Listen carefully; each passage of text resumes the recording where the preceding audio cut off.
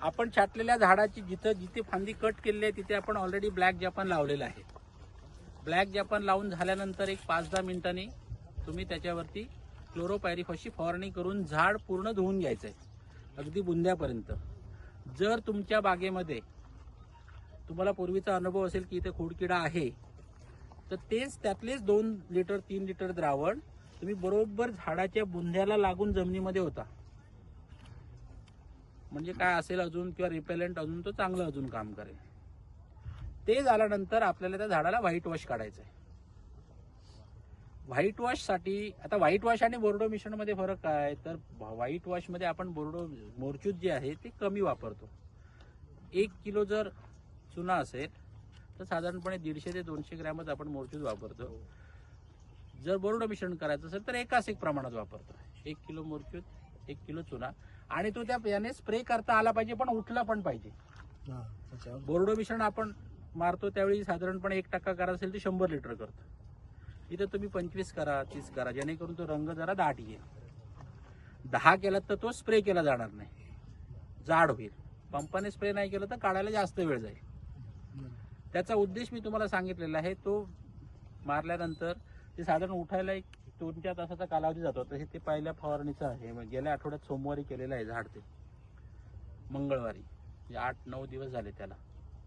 तसं तो उठला की त्याचा उद्देश सांगितलेला आहे की फक्त रिपेल करणं स्ट्रॉंग सनलाईट, आणि मोरचूत एवढ्यासाठी घातले की थोडंसं फंजीसाइडल ऍक्शन असावी म्हणून.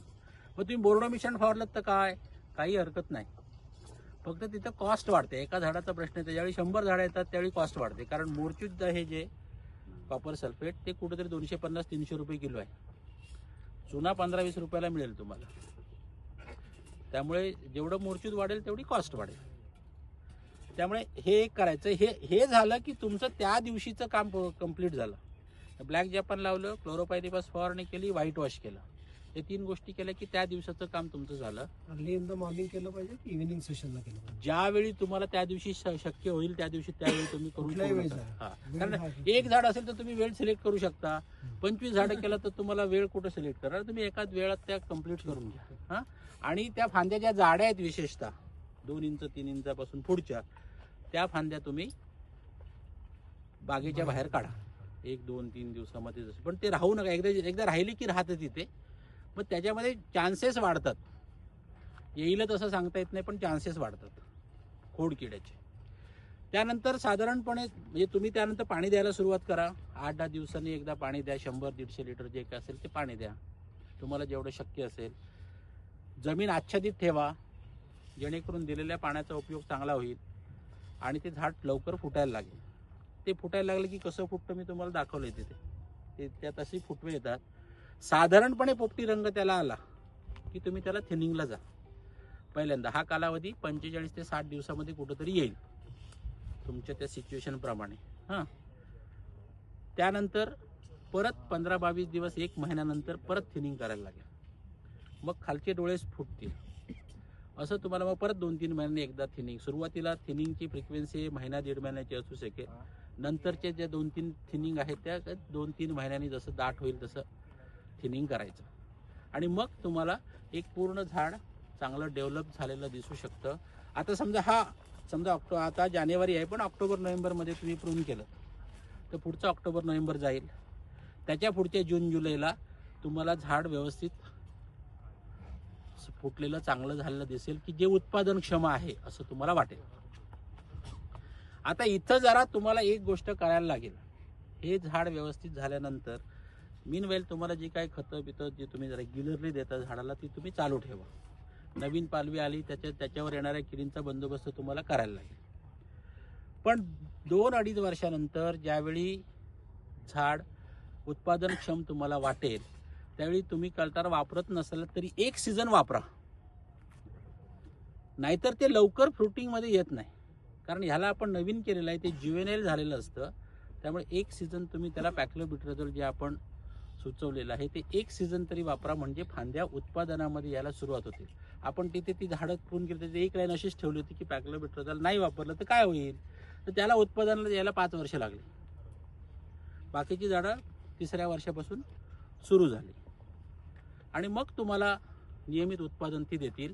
पण त्याच्यामध्ये तुम्ही एक करायचं आहे, मग नंतर मेंटेनन्स प्रूनिंग जे आजपर्यंत केलं नव्हतं म्हणून झाडांची अवस्था अशी झाली होती ती टाळायची असेल तर आपल्याला मेंटेनन्स प्रूनिंग केलं पाहिजे. म्हणजे काय करायचं, आता आपण ठरवलं की 30 बाय 30 फुटामध्ये आपल्या झाडाची उंची 24 फूट पाहिजे.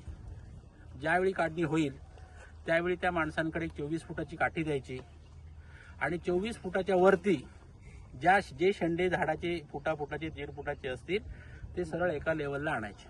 हे पहिलं काम करायचं.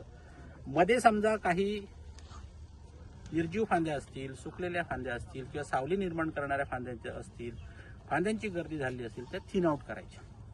हे काम वर्षातून एकदा करायचं. हीच जर लागवड 15 बाय 15 फुटावर असेल तर तुम्हाला हेच 12-13 फुटावरती झाडं गेली की त्याच्यावरती करायचं. बाकी आतलं सगळं तसंच करायचं. हे मेंटेनन्स प्रूनिंग तुम्हाला रेग्युलर करायचं आहे. तुम्ही सुरुवातीला हाय डेन्सिटी जर करणार असाल किंवा केलेली असेल तर ती कशा पद्धतीने केली आहे, त्याच्यातलं अंतर किती आहे आणि ते अंतर असेल तर आपल्याला मॅक्सिमम झाडं किती हे ठेवले पाहिजे, त्याची उंची आणि विस्तार, ह्या गोष्टी आपल्याला त्या ठिकाणी लक्षात घेणं गरजेचं आहे आणि त्याच्याप्रमाणे त्याचं व्यवस्थापन करणं गरजेचं आहे. तुम्ही झाडं हाय डेन्सिटी मधली झाडं तुम्ही अशीच सोडलीत तर ती पटापट वाढतील अशी जातो. आणि अशी जातील हो, बरोबर. आणि मग त्याच्यामध्ये काही उत्पादकता येणार नाही. मी फक्त आंब्याच्या बाबतीत बोलत नाही, हेच सूत्र तुम्हाला पेरूमध्ये पण लागू आहे, हेच सूत्र तुम्हाला चिकूमध्ये पण लागू आहे. जेवढी डेन्सिटी ऑफ प्लांटिंग जेवढी जास्त असेल तेवढं तुम्हाला त्याचं व्यवस्थापन, स्पेशली त्याचं ट्रेनिंग प्रूनिंग आहे त्याच्यावरती लागवडीपासून लक्ष देणं गरजेचं आहे.